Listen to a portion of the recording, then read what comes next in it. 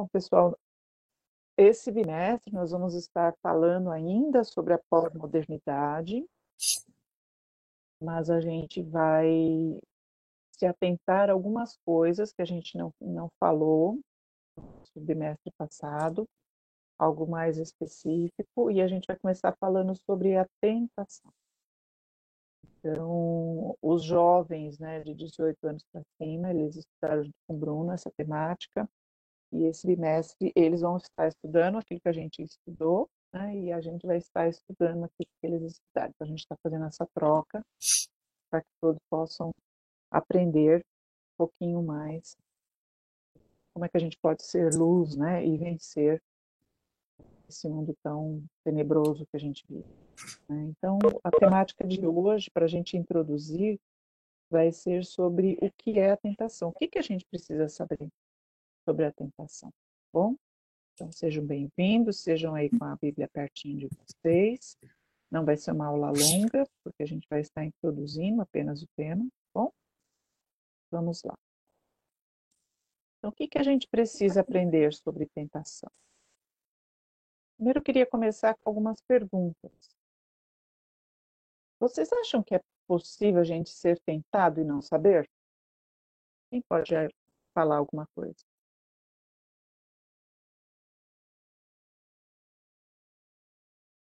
Pode responder aí no chat. Vocês acham que que é possível a gente ser tentado e não saber? Eduarda já falou que sim. Quem mais?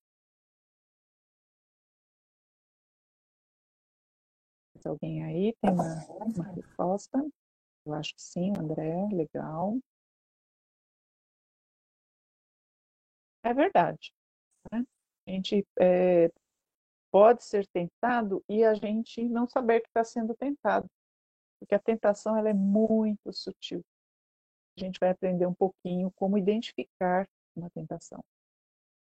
E, por outro lado, é possível a gente pecar sem saber que estamos pecando? O que é que vocês acham? Pode responder aí no chat.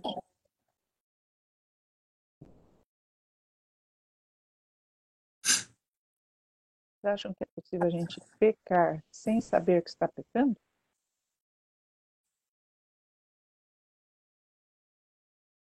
Quem mais pode ir? Estão na dúvida aí, que nem os nossos coleguinhas? Pois é, isso é uma dúvida real, e a gente passa. Será que a gente consegue pecar e sem saber que a gente está pecando? Meu Deus do céu, será que isso é possível? Uma outra questão que eu gostaria de perguntar para vocês é se vocês sabem o que significa ser tentado. Falar, estou sendo tentado. Vocês acham? Vocês sabem o significado do que é ser tentado? Alguém aí arrisca uma resposta?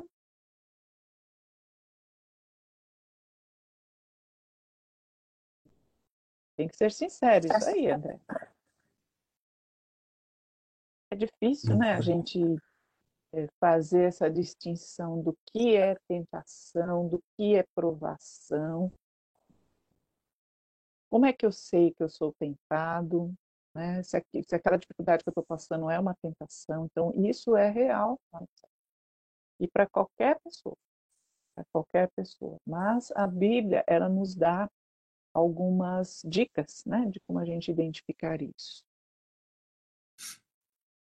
Nós vamos ver, então, o que quer dizer tentação. A gente vai começar estudando o que quer dizer a palavra tentação. Eu dividi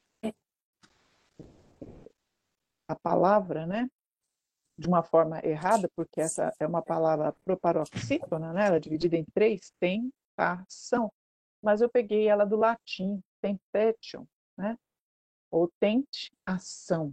Então, ela, atio, no latim, leva a uma ação. Então, do latim, né, da Septuaginta, que é uma das traduções da Bíblia para o latim, ela significa que é uma instigação. O que é isso, uma instigação? Instigação é como se alguém estivesse te cutucando né, te instigando, te seduzindo para fazer alguma coisa. E essa instigação nos induz, né, o desejo de algo, ou de fazer algo, ou de obter alguma coisa. E pode se tratar esse algo, né, pode ser uma pessoa, pode ser uma coisa, pode ser uma circunstância ou qualquer outro estímulo. Então, a tentação, quando a gente pensa em tentação, é alguma coisa que está nos induzindo a desejar a fazer alguma coisa. Então, isso, repetindo, pode ser uma pessoa, uma coisa, uma circunstância, ou qualquer outro tipo de estímulo, né? Pode ser um filme, pode ser uma música, né? A tentação, então, ela está bem associada à questão da sedução e da provocação. Eu, às vezes, estou sendo provocado ou seduzido a fazer alguma coisa. Então, isso é tentação. E nós temos dois exemplos bem clássicos na Bíblia sobre isso. Um desses exemplos é lá no Éden, lá no início da humanidade, em Gênesis 3, e que diz o seguinte: a serpente então alegou à mulher: toda certeza não morrereis. Ora, Deus sabe que no dia que dele comerdes o fruto, vossos olhos se abrirão e vós, como Deus, sereis conhecedores do bem e do mal. Aí você me diria o que? Essa fala da serpente, ela está voltada a uma sedução ou uma provocação? O que é que vocês acham?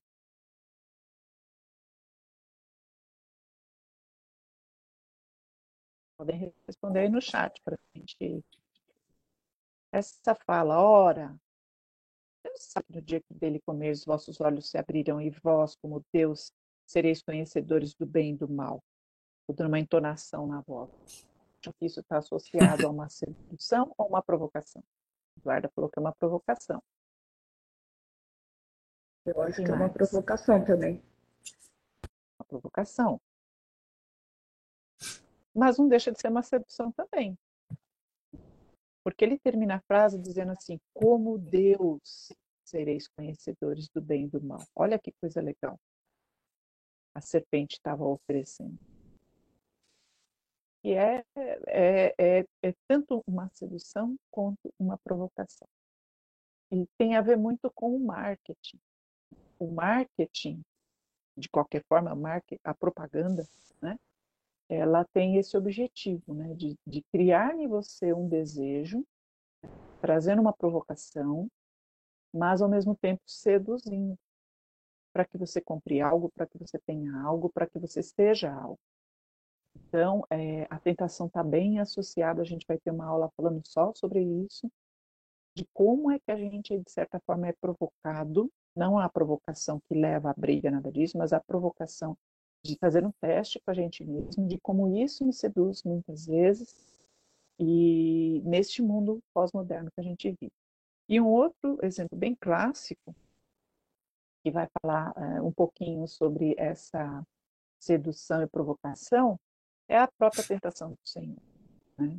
Quando Jesus esteve lá no deserto, foi levado pelo Espírito ao deserto para ser tentado, o tentador disse assim, o texto diz assim, em Mateus 4, o tentador aproximou-se dele e disse: se tu és o Filho de Deus, manda que estas pedras se transformem em pão. Vocês acham que isso está associado a uma provocação? Essa é bem fácil, né? Ou uma sedução? Bom, Jesus estava 40 dias sem comer, só para a gente lembrar. O que vocês acham? Provocação. Perfeito. É uma provocação mesmo. Satanás sabia que Jesus era o Filho de Deus. E por isso que ele fala, se tu és o Filho de Deus, manda que essas pedras se transformem em pão. Por quê? A barriga de Jesus devia estar roncando de fome. Mas Jesus, profundo conhecedor da palavra de Deus, disse o quê? Quem pode falar o que Jesus respondeu ao tentador?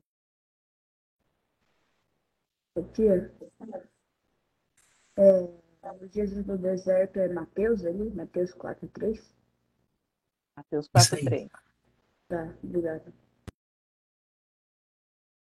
O que Jesus respondeu?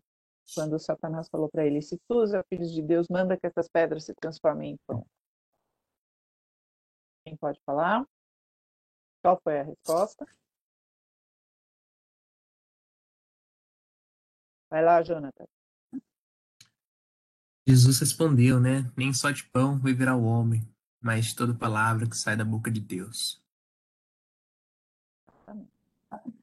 Então, essa a tentação, gente, desses dois exemplos, mas a gente tem vários outros exemplos na Bíblia, ela está bem associada a essa questão da provocação. Ela provoca, ela seduz, e aí você tem duas escolhas, né? Ou você cede, ou você, no caso de Eva, ela cedeu, mas no caso de Jesus, ele rebateu, ele refutou, né, essa provocação que ele recebeu. E o tempo todo Jesus foi provocado. Né? Se a gente estudar a história do Senhor, ele foi provocado pelos fariseus, ele foi provocado pelos sacerdotes do templo, ele foi provocado, inclusive, pelos seus próprios discípulos. Então, Até os Jesus, irmãos dele. até os irmãos, durante todo o tempo que ele viveu entre nós, ele foi provocado, ele foi tentado, né? E tem um texto na Bíblia, a gente vai ver daqui a pouquinho, a gente vai ver que em tudo ele foi tentado, mas ele não caiu. Então, a aprovação no latim quer dizer tentatio, né? Mas no hebraico quer dizer massá. Massá quer dizer teste ou provação. Está muito associado ao Velho Testamento, né? Quando o povo de Israel esteve no deserto, e eles foram provados, né? Foram testados muitas vezes. Abraão foi provado, a sua fé foi provada. Então, essa palavra, no Velho Testamento, tem essa conotação de teste, de provação. Já no grego, o que foi, André, que ele colocou aí que eu não vi? Tá com a legenda aí embaixo. Eu vou mandar um print na para barra. você aqui. Não, eu tiro aqui. Ah, você consegue? Beleza.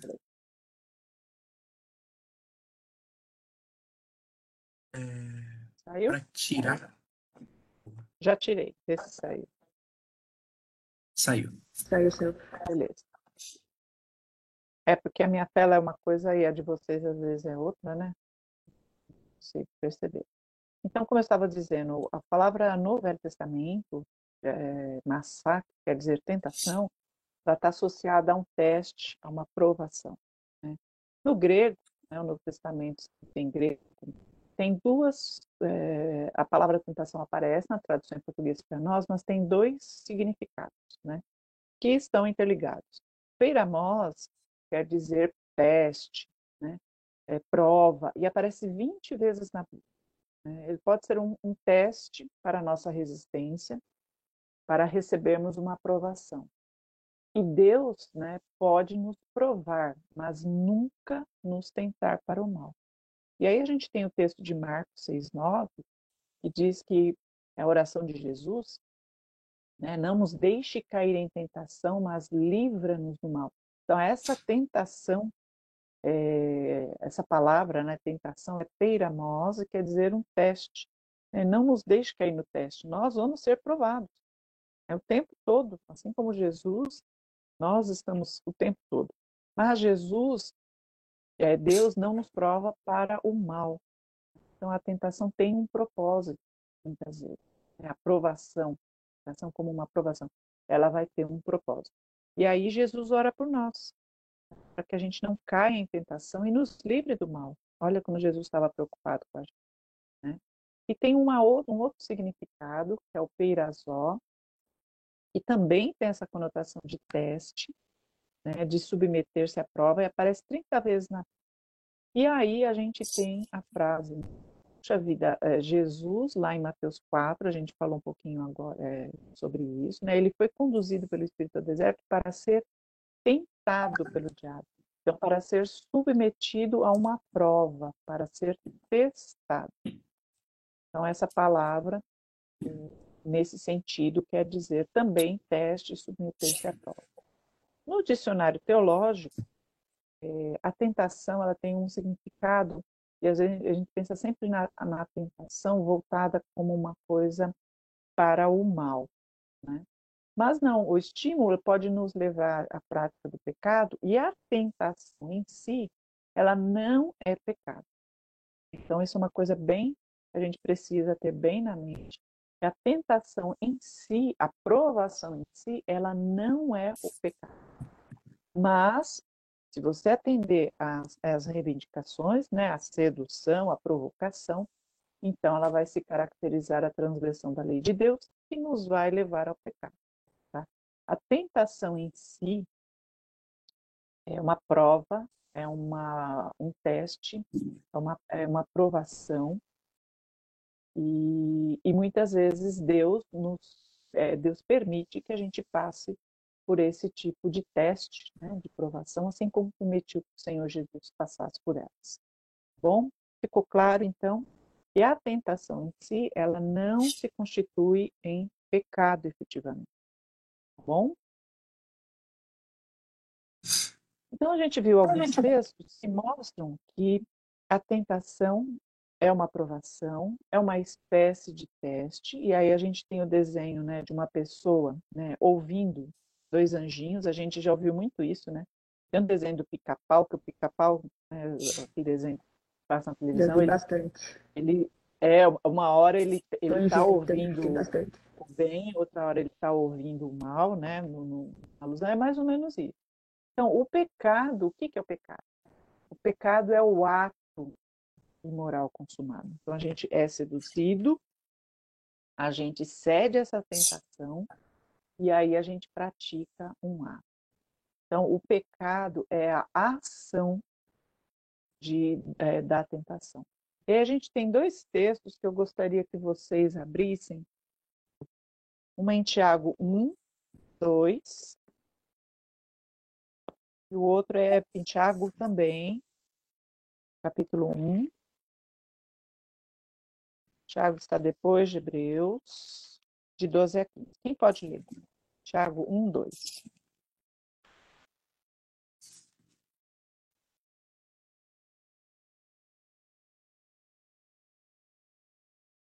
Alguém pode ler? Quem encontrou?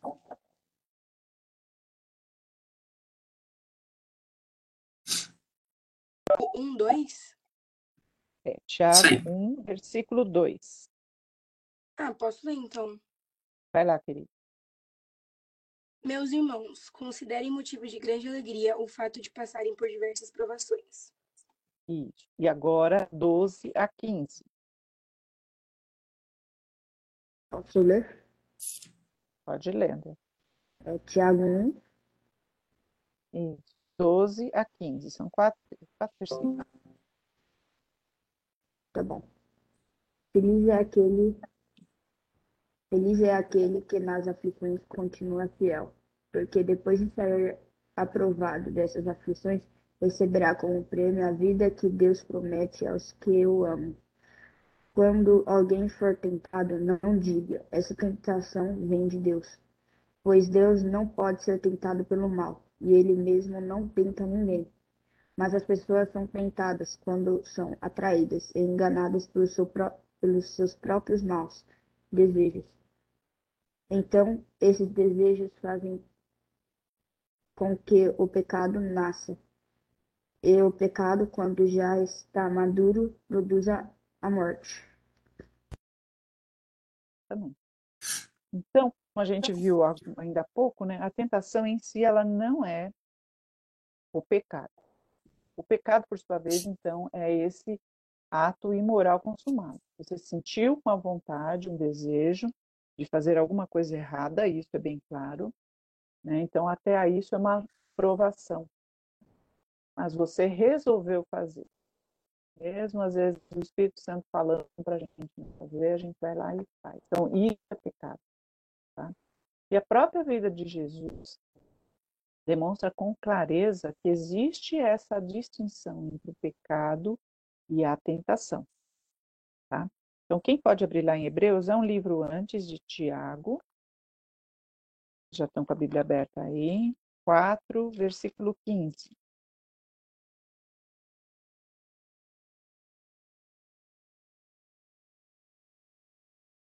Quem pode ler, por favor?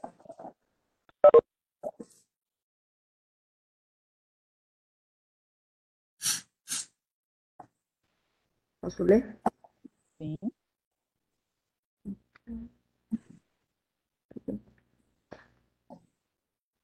O nosso grande sacerdote não é como aqueles que não são capazes de compreender as nossas fraquezas. Pelo contrário, temos um grande sacerdote que foi tentado do mesmo modo que nós, mas não pecou. Então, aí está falando justamente isso, que Jesus, ele foi tentado como nós, porém, sem pecado algum. Então, apesar de Jesus ter passado por todas as provações como ser humano, o que a Bíblia nos diz? Que ele não pecou, ou seja, ele não cedeu à tentação.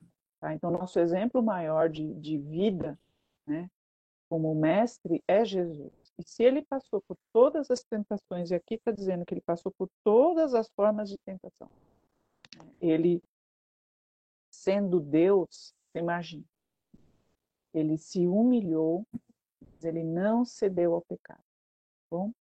E aí, Amém. vamos relembrar o que é o pecado. Porque a gente está falando de tentação, mas vamos pensar no que é o pecado. O pecado, a palavra pecado, ela vem do grego e ela significa errar o alvo. A gente já falou em alguma lição, eu lembro que acho que foi até o Jonatas que falou, que o pecado, o que é pecar? Pecar é errar o alvo, é se desviar do rumo. Que rumo? Aquilo que Deus tem preparado para nós. Deus é santo, Ele é amor, Ele é justiça, Ele é verdade. Tudo que vai contra esse princípio de Deus, de quem é Deus, ou seja, o ódio, o egoísmo, a injustiça, a mentira, tudo isso é como se a gente estivesse errando o alvo. Né? Deus deseja que nós sejamos santos como Ele, que falemos a verdade, que sejamos justos, que amemos, né? Só que a gente faz justamente o contrário. Então, isso é pecado. Né? Então, pecado é você se desviar de todos os princípios ou do princípio que a palavra de Deus nos ensina, daquilo que Deus quer para a nossa vida. Isso é pecado. E aí, se você for colocar, fazer um guarda-chuva e colocar o que seria pecado, né? A gente, quando prega o evangelho, não sei se já aconteceu com vocês, e a gente chega para uma pessoa boa, tá? Boa, entre aspas, e a gente vai falar, né, de Jesus, que Jesus perdoa os nossos pecados, ela, invariavelmente, eu já ouvi muito isso, a pessoa vai falar assim, mas eu não mato, eu não roubo, né, eu ajudo os pobres, né, eu cuido da minha família, eu não faço nada errado.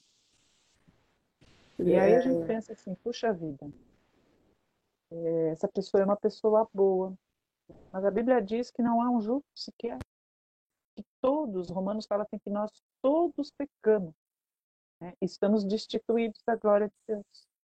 O salmista Davi, ele fala que nós nascemos em pecado no ventre da nossa mãe. A gente peca desde o início, desde o ventre. Por quê? Porque a nossa natureza humana, a partir da queda no Éden, nós nascemos com a maldade no nosso coração. E por isso a gente precisa de Jesus.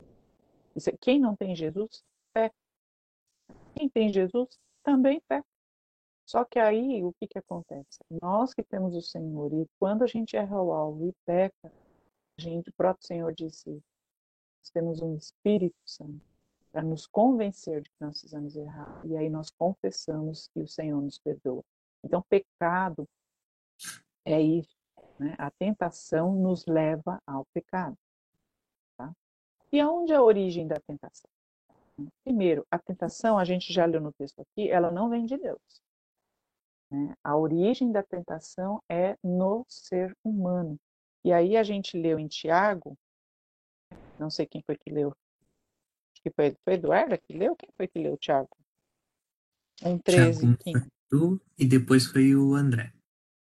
Então, o Tiago, o texto de Tiago diz isso, né? Que a tentação é humana. Por quê? Porque Deus não pode tentar ninguém, né? Então, não vem de Deus. A tentação é humana. Tá? Isso está lá no texto, no verso 13, que diz: entretanto, ao ser tentado, ninguém deverá dizer, estou tentado por Deus. Ora, Deus não pode ser tentado pelo mal, e a pessoa nenhuma. Então, a tentação, muitas vezes, o objetivo é provar nós, os crentes, mas ela não vem de Deus, mas vem da onde? Da nossa fragilidade humana. Como seres humanos, a tentação, ela provém de nós mesmos, tá? Por quê? Porque o ser humano é atraído por aquilo que deseja. Então, isso é inerente do ser humano. A gente deseja muitas coisas. E muitas dessas coisas nos atraem. E muitas dessas coisas pelas quais nós somos atraídos não passa de tentação. E aí a gente tem um exemplo máximo, lá em Gênesis 3:6, de Eva, né, e de Adão, que viviam num ambiente fantástico, maravilhoso, sendo cuidado por Deus, mas aconteceu da serpente, Satanás, o próprio Satanás, seduzir com palavras a Eva, e Eva, então, junto com seu esposo Adão, decidiram desobedecer a Deus. Porque o pecado deles não foi ter comido do fruto, mas a desobediência a Deus diz que não era nem para tocar no.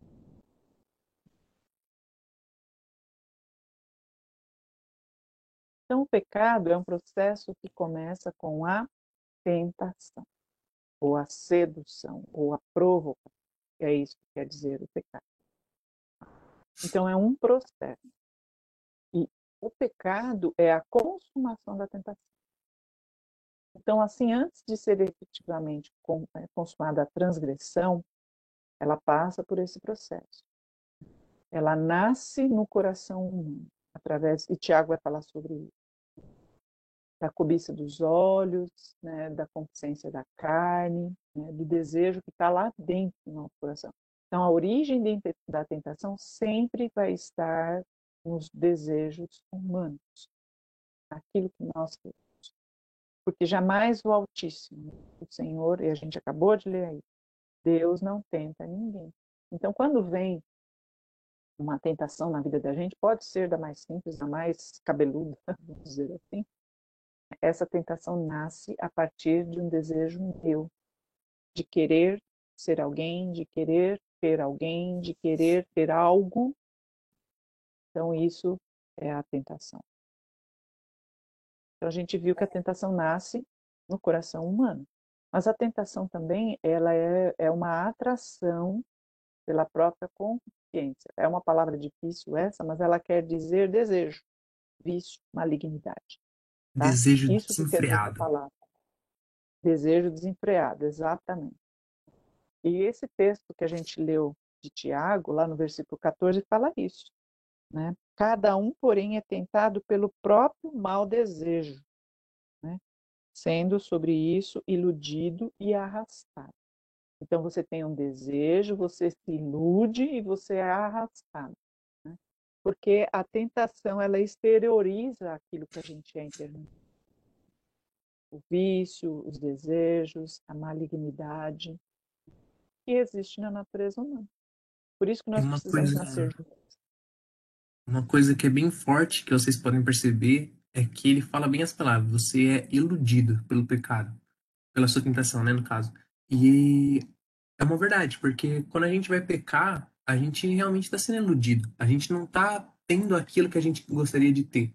A gente está tendo uma imagem daquilo, a gente está criando um falso Deus naquilo que vai, supostamente, sabe, suprir nossa necessidade.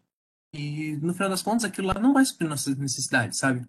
A gente vai ficar cada vez mais iludido com aquilo lá, a gente vai ter prazer por um minuto, sabe, por algum tempo, e daqui a pouco acabou. E daí a gente precisa recorrer de novo ao pecado, e a gente fica nesse ciclo de morte que é o que o Tiago está falando. Eu acho até bem interessante, até Romanos 13, o versículo 14. Eu vou escrever no chat daqui a pouco. Que ele fala assim, né? Revistam-se do Senhor Jesus Cristo e não fiquem imaginando formas de satisfazer seus desejos pecaminosos.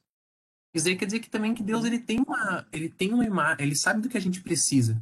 Então a gente lembra lá do Salmo 23, por exemplo, né? E ele sabe de tudo que a gente precisa. E a gente às vezes a gente fica imaginando como a gente vai fazer isso, como a gente pode fazer. E nesse de ficar imaginando formas de nos satisfazer, a gente acaba entrando nesse ciclo de Tiago novamente. É um negócio bem sem pega, assim, Sutil, né? É uma sutil. forma sutil da gente cair. E aí, concluindo esse pensamento, né? Ao ser tentado, então a gente se sente aliciado, né, pela própria malícia, né, pelos sentimentos mais reclusos do que da nossa natureza má. Nós somos maus. É interessante porque mesmo tendo Jesus, a nossa natureza má continua aqui. Quando nós nos encontrarmos com o Senhor, aí sim nós vamos ter o nosso corpo glorificado e essa natureza má vai nos deixar eternamente. Mas enquanto vivemos nesse mundo, a oração de Jesus qual que foi? Né? Que nos livrasse do mal, para que não nos deixasse cair em tentação. E ele ainda fala assim, olha, não peço que tires desse mundo, né? Porque a gente, enquanto estivermos nesse mundo, a gente vai estar nessa luta, igual esse desenho tem aí, ó, né? Sussurros no nosso ouvido para fazer o que é certo e para fazer o que é errado. Então, você tem ouvido o ressoar de malícias, né, de coisas no ouvido? Elas te atraem? Isso é uma coisa para a gente pensar. Tá? Tiago, né, esse texto que a gente está lendo, nos diz para não darmos vazão a pulsos, né, a esse desejo interior. Mas antes a gente vai ter que usar o exemplo de Jesus, se afastando de todo o pecado, certo? Porque assim a gente não vai dar luz ao pecado e nós viveremos, né? E aí eu faço essa pergunta: quem aqui, não precisa me responder, tá? Só pensa com você. Quem aqui não tem pelo menos uma fraqueza? E pode ser a mais boba que você possa imaginar. Né? Eu vou dar um exemplo. Eu amo sorvete. Né? E se eu o desejo de comer sorvete, eu gosto de qualquer tipo de sorvete, né? Se eu não controlar isso, e aí vem o domínio próprio, porque é um dos frutos do espírito, né? Eu vou comer sorvete até comer 2 litros. Sei que vou passar mal, sei que não vai me fazer bem. Estou dando só um exemplo assim bem banal, né? Mas todos nós temos uma fraqueza, todos. E mesmo que a gente busque a Deus, essas fraquezas, elas vão estar sempre diante de nós. E estou falando de um desejo de comer, né? Mas existe outros tipos. E a Bíblia chama isso de guerra do espírito contra a carne. E Paulo vai falar isso. O que Paulo fala? Paulo, hein? O apóstolo Paulo, lá em Romanos 7, 19 e 20, ele vai falar assim, porque não faço o bem que eu quero, mas o mal que eu não quero, esse faço. Mas se eu faço o que não quero, já não sou eu, e sim o pecado que habita em mim.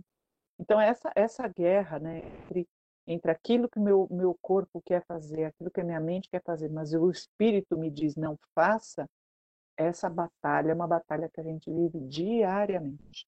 Tá?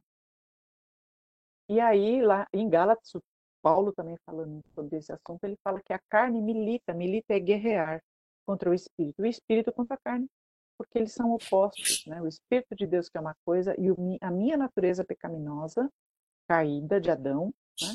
Ela quer fazer outra coisa, para que não façais o que porventura seja do vosso querer. Então, essa batalha dentro da nossa mente, do nosso coração, ela é uma realidade. Né? E a gente tem que estar o tempo todo, né, novamente falando, seguindo o exemplo de Jesus. Jesus estava com fome, gente. Estava com fome, 40 dias. Você já pensou, se você passa um tempo sem comer, depois do café da manhã e só vai comer no final da tarde, você vai estar, né, como a gente fala, varado de fome. E Satanás sabia disso, porque faz parte da nossa natureza humana sentir fome. Mas Jesus estava ali por um propósito e ele combateu a frase de Satanás, a provocação, com a própria palavra de Deus. A forma de nós vencermos o espírito da carne é através do Espírito de Deus. Tá? E para isso a gente tem que estar conectado com ele. E uma coisa até que é bem legal é que depois que passa a tentação, né? A Bíblia fala que vieram os anjos, né, para alimentar ou Jesus também. Eu lembro É, a muito gente vai, disso quando. Beleza, pode ir. a gente vai ter uma aula só sobre isso, aí a gente vai falar bastante. Sim. Então, a gente viu que a natureza, a tentação nasce no coração humano, né?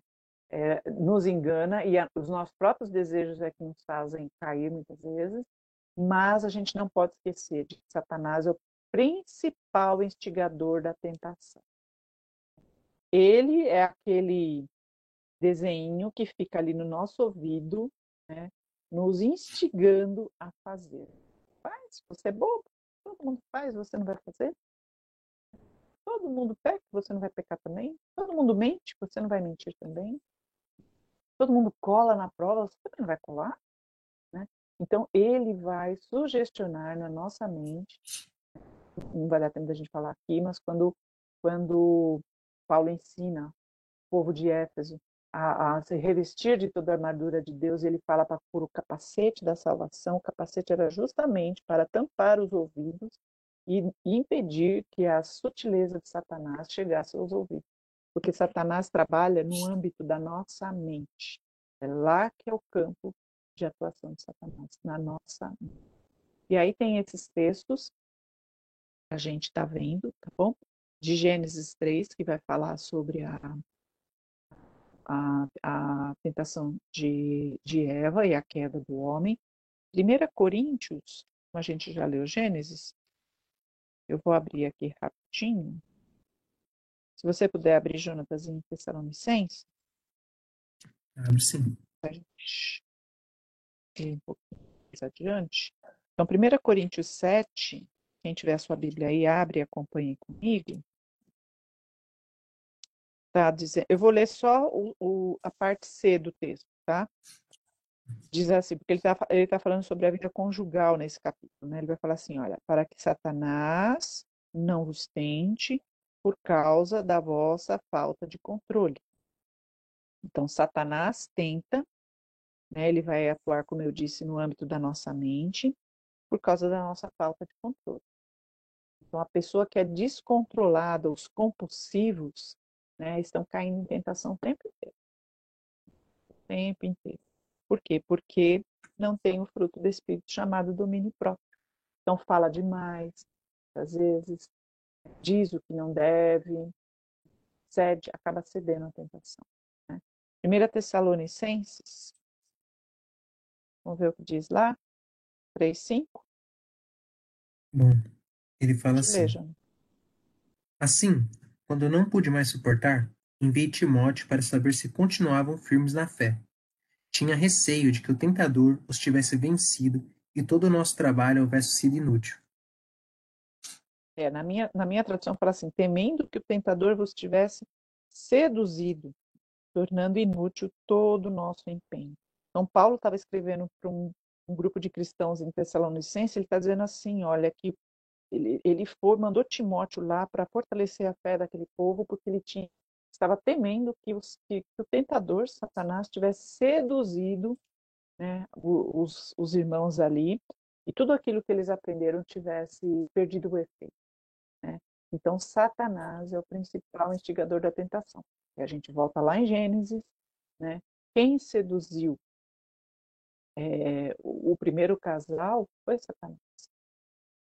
Levou eles ao erro. E aí a gente tem essa figura, é isso que acontece. A gente vai ter lá alguém sempre soprando os nossos ouvidos frases do tipo, se eu fosse você, eu fazia. Todo mundo faz, você não faz. Todo mundo é assim, você vai ser excluído da turma, principalmente nessa faixa de idade, né, da adolescência, da juventude, para poder fazer parte do grupo. Tem um monte de filme aí, de série, porque a pessoa acaba cedendo à tentação. Então, Satanás ele vai exercer uma grande pressão para que a gente se envolva cada vez mais no pecado. E por isso o apóstolo Paulo chama Satanás de tentador nesse texto aqui que a gente leu, né? Temendo que o tentador instiga até mesmo os cristãos ao erro. Pessoal, Satanás, quem é dele ficar de boa com ele. Ele vai instigar a gente, os crentes, né, para que a gente erre, porque cada vez que a gente erra o alvo, peca, a gente vai entristecer o coração de Deus. Né? Mas, como o próprio apóstolo Paulo disse, graças que nós temos o Espírito que nos convence. Né? Então, mas ele vai estar o tempo todo nos tentando. E não é só adultos, né? Desde a criança pequena. Davi fala que desde o ventre da mãe. Então, Satanás é o principal instigador. Então, gente, atenção. Satanás é um promotor da tentação que jamais deve ser subestimado. Ao empreender uma grande tentação ou uma tentação contra alguém, ele usa de astúcia, inteligência e estratégia. Né? Uma vez eu estive num encontro de liderança de juventude e ouvi um exemplo assim bem simples. No lugar que a gente estava, vocês já viram esquilo? Quem mora em sítio ou vai em uma cidade do interior, até por aqui mesmo, no lado de Eu nunca vi Paranapiacaba, tem um muito esquilo, esquilo. não. E o esquilo, quando Eu vê também nunca vi. você, nunca viram? Ah, é só ir aqui em Paranapiacaba, Ribeirão Pires. Né? O esquilinho, ele é muito arisco. Quando ele vê a presença humana, ele sai correndo. E eu me lembro de uma amiga nossa, inclusive ela é casada com um pastor na Inglaterra, a Adriana, ela falava assim, eu estava passeando hoje cedo, encontrei um esquilo e mal ele me viu, eu queria tanto chegar perto dele, porque ele era tão fofinho, mas ele me viu, ele fez o quê? Ele correu. E ela meditou em cima dessa situação e ela falou assim, olha, eu queria ser como um esquilo, porque a Bíblia nos ensina que a gente tem que fugir da aparência do mal. E eu, para o esquilo, era como se fosse alguma coisa má. Então, é isso que a gente tem que fazer diante da tentação. Paulo vai ensinar isso. A gente tem que fugir de toda a aparência do mal. Por quê? Satanás, ele é astuto, inteligente, ele vai se utilizar de estratégia para fazer com que a gente caia na tentação. Porque na sua perversidade, ele vai utilizar até a palavra de Deus. Quando ele tentou Jesus, e a gente vai ter uma aula só sobre a tentação de Jesus, ele falou que ele usou o texto bíblico. Olha, na tua palavra está dizendo assim, ó, dará ordens aos anjos para que venham e te salvam. E aí, Pode falar, Jesus, André. novamente, conhecedor da palavra de Deus, ele refuta essa provocação com a própria palavra de Deus. Quem que queria falar? Eu acho que quando o esquilo ele vê a gente sai correndo, eu acho que o esquilo vê a gente como uma ameaça. Por- Fato. Porque ele tem eles que ele vê de outra maneira como a gente vê. A gente vê, a gente, quero fazer carinho nele. Agora ele pensa que a gente vai fazer algum mal para ele. Exatamente. E Exato. a gente tem que ter a postura. Qual postura a gente tem que ter? A postura do ser humano ou a postura do esquilo diante da tentação?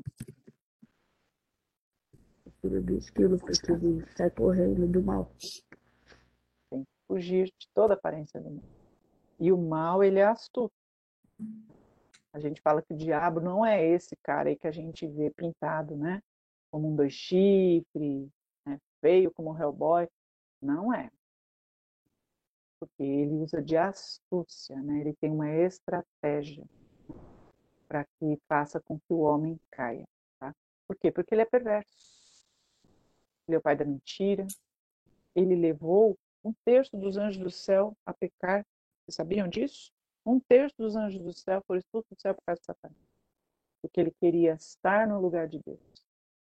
Então, ele vai usar muitas vezes a palavra de Deus de uma forma distorcida para que sustente a tentação. Então, tem muita gente que pensa assim, já que Deus me perdoa, eu vou fazer minha vontade e depois peço perdão, né? Quantas vezes a gente não faz isso muitas vezes? Então, não se iludam, né? Como o Jonathan diz, não se iludam. Mas olha só, para a tentação existe uma saída, né? uma rota de fuga, vamos dizer assim, como a gente acabou de ver a questão do esquilo, né? Existe uma rota de fuga. Né? Você sabe qual que é a rota de fuga para a tentação? Quem poderia arriscar aí?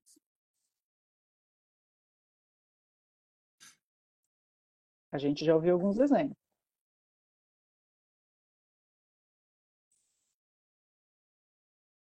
Quem? Vamos lá, rota de fuga, palavra de Deus. Né? E ele lá em 1 Coríntios, né, o apóstolo Paulo escrevendo na igreja de Coríntios, que era uma igreja problemática, ele diz assim, ó, não sobreveio a vós tentação que não fosse comum aos homens. Deus é fiel. Ele não permitirá que vocês sejam tentados além do que podem suportar. Mas, quando forem tentados, ele lhes providenciará um escape para que possam suportar. Então, toda tentação, né, Deus sabe, Deus conhece, Deus permite muitas vezes, mas aquilo que ele, como nos conhece, sabe que nós não vamos poder suportar, ele não vai permitir que a gente passe por aquela tentação, por aquela provação. Então, quando Deus pediu para Abraão, o seu único filho, né, se a gente poderia dizer que foi uma aprovação da fé de Abraão, Deus sabia que Abraão não ia pisar na bola, que Abraão ia obedecer. Né? Por quê? Porque ele vai dar aprovação, ele vai permitir que a gente passe por tentações daquilo que a gente consegue suportar. Ele não só faz isso, como ele dá um escape. E o escape sempre vai estar na palavra de Deus. Gente. Por isso que é importante a gente estudar a palavra de Deus, porque a gente é a forma da gente se conectar com Deus e o seu Espírito. Então, se a gente está conectado com Deus, com o seu Espírito, o escape vai vir dali, assim como na tentação de Jesus. Mas tem um probleminha, né? Essa garotinha aí tá, olha, tudo bem, já sei de tudo isso, sei que a tentação, Deus vai me dar o escape, eu vou passar pela tentação, não é nada além daquilo que eu possa suportar, mas se acontecer isso aqui, e se eu cair nas tentações, e se eu ceder, o que vai acontecer? Bom, a Bíblia diz que vai acontecer algumas coisas. Primeiro, a gente vai perder a condição de ser abençoado. Porque se nós cairmos em tentação, o que vai acontecer? Quando a gente cai em tentação, o que acontece? A gente peca. Exatamente. Então, quando a gente está em pecado, o pecado faz separação entre a gente e Deus. Então, a gente perde a condição, muitas vezes, de ser abençoado, porque estamos no pecado. O problema não é pecar, o problema é permanecer no pecado. Porque a gente usa um termo, não sei se vocês já ouviram, talvez não, pôs o pé na jaca, a gente fala assim, né? Pecou. Mas o problema não é ter enfiado o pé na jaca, o problema é ficar com o pé lá e gostar. Né? Então, mas quando a gente peca, a gente perde a condição de ser abençoado. Quando a gente peca, a gente também tem a nossa mente dominada. A gente cede, né, aquela vozinha que falou e a gente acaba perdendo a força. Uma outra coisa que acontece, coisas ruins começam a acontecer sem que a gente perceba a causa. Né? A gente começa a ter atitudes muitas vezes e a gente perde a referência. A gente perde a referência.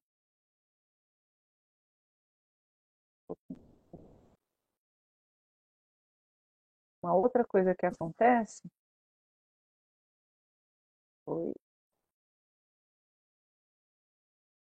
é que a nossa fé é abalada. Né? Por quê? O nosso vínculo com Deus, ele é enfraquecido. O pecado faz separação entre a gente e Deus, é isso que a Bíblia diz. Então, quando a gente cede às tentações, a gente cai, a gente peca, a nossa fé fica abalada. A nossa vida, muitas vezes, entra em desespero. E por quê? Porque o Espírito Santo de Deus vai começar a falar no nosso coração, vai começar a pedir né? Para que a gente faça com que a gente confesse aquele pecado e a gente volte a ter conexão com Deus. Então, isso pode acontecer também. Perdemos muitas vezes as nossas convicções. Perdemos as nossas convicções. A convicção de que eu sou salvo, muitas vezes o diabo vai fazer isso. Gente, olha, eu já passei muito. Né? O fato da gente errar, a gente pecar, o diabo vai vir e vai falar, tá vendo? Você não era crente? Olha aí o que você fez. Você, na verdade, não é crente, você não é salvo. O diabo vai fazer isso. Por quê? Porque o pecado faz com que a gente perca as nossas convicções. Né? A convicção da salvação, principalmente. Perdemos a segurança. E aí, é um negócio, né? A gente acaba mergulhando no pecado não confessado, a gente vai ficar nesse poço até que a gente encontre o Senhor e volte para Ele. Bom? Então a gente fica nessa situação aí que vocês estão vendo. Agora, a nossa pergunta para encerrar: como é que a gente pode ter vitória sobre a tentação? Como a gente não cair em pecado? Essa é uma pergunta que nós vamos deixar para vocês pensarem essa semana, porque a gente vai falar sobre esse assunto na nossa próxima aula, tá bom?